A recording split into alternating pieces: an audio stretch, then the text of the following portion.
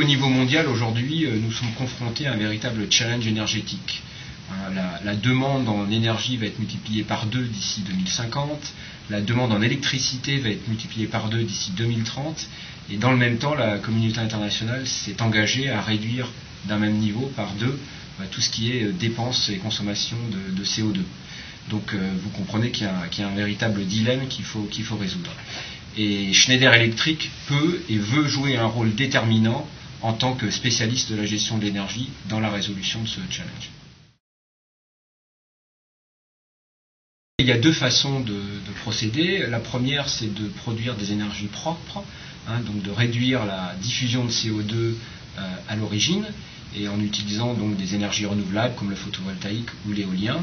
Et voilà. Donc le problème concrètement, c'est que dans la planète aujourd'hui, il y a une centrale à charbon qui est ouverte par semaine. Donc se baser uniquement sur la production pour réduire les effets du CO2, ça va prendre beaucoup de temps. Donc la deuxième façon, c'est de travailler à niveau de l'utilisateur et donc de consommer moins d'électricité et d'énergie au niveau de l'utilisateur final. Sachant qu'en plus, 1 kW qu'on va économiser au niveau de l'utilisateur final équivaut en gros à 3 kW qu'on va économiser au niveau de la production. Donc c'est plus rapide. Donc Schneider Electric a pour mission de travailler avec ses clients finaux, les utilisateurs, pour justement améliorer l'efficacité énergétique et de ce fait-là contribuer à résoudre le challenge énergétique qu'on a au niveau mondial.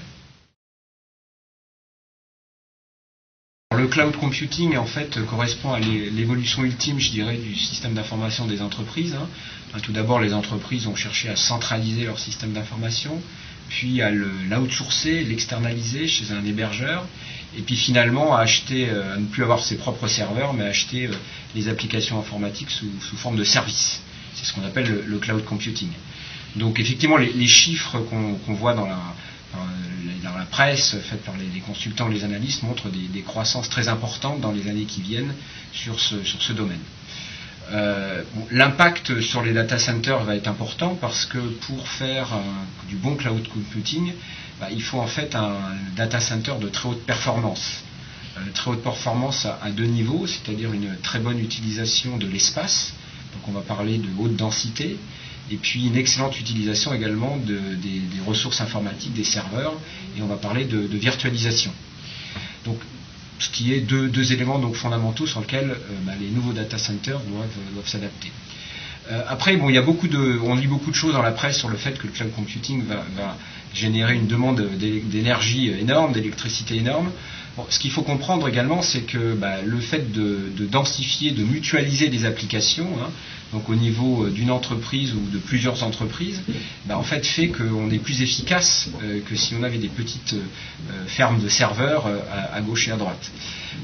Et puis deuxièmement, le fait d'avoir des grands centres centralisés où il y a toutes les applications, tous les serveurs, on peut designer des systèmes d'alimentation électrique, de refroidissement qui sont optimisés et qui globalement permettent de réduire finalement la consommation énergétique. Donc le cloud computing contribue effectivement au challenge qu'on a à réduire le dilemme qu'on a au niveau mondial sur la production de CO2. Écoutez, il y a plusieurs best practices à mettre en œuvre. La première, c'est que le data center doit être conçu pour la haute densité. Donc la haute densité, ça génère généralement des points chauds, ça génère des variations dans le temps, de la température. Donc il faut avoir un système de refroidissement, par exemple, qui est capable de supporter ça. Deuxième chose, le cloud computing, la plupart des opérateurs de cloud computing ont des clients qui payent à l'usage. Eh bien nous, donc en tant que fournisseurs d'infrastructures de cloud computing, on doit s'adapter à ça et proposer des solutions qui sont modulaires et qui peuvent suivre le mieux possible la croissance de la demande de nos clients. Troisièmement, comme on l'a vu précédemment, le cloud computing a un impact énergétique fort et donc il faut arriver à concevoir des systèmes qui permettent de réduire le plus possible la dépense énergétique. Je crois qu'à peu près en une dizaine d'années, finalement, la plupart des data centers consomment autant en électricité qu'ils ont dépensé pour construire le data center au départ. Et donc, réduire cette dépense énergétique va avoir un impact positif sur le cash flow de nos clients, mais également un impact positif sur la planète. Voilà, et puis donc tout ceci ne peut fonctionner que si on a un système global, un operating system qui permet de gérer l'ensemble des composantes du data center. Donc avoir un logiciel pour ceci, intégré également avec les logiciels de virtualisation de la couche informatique qui est au-dessus. Donc en conclusion, il faut effectivement 4 best practices au niveau d'un data center pour le cloud computing.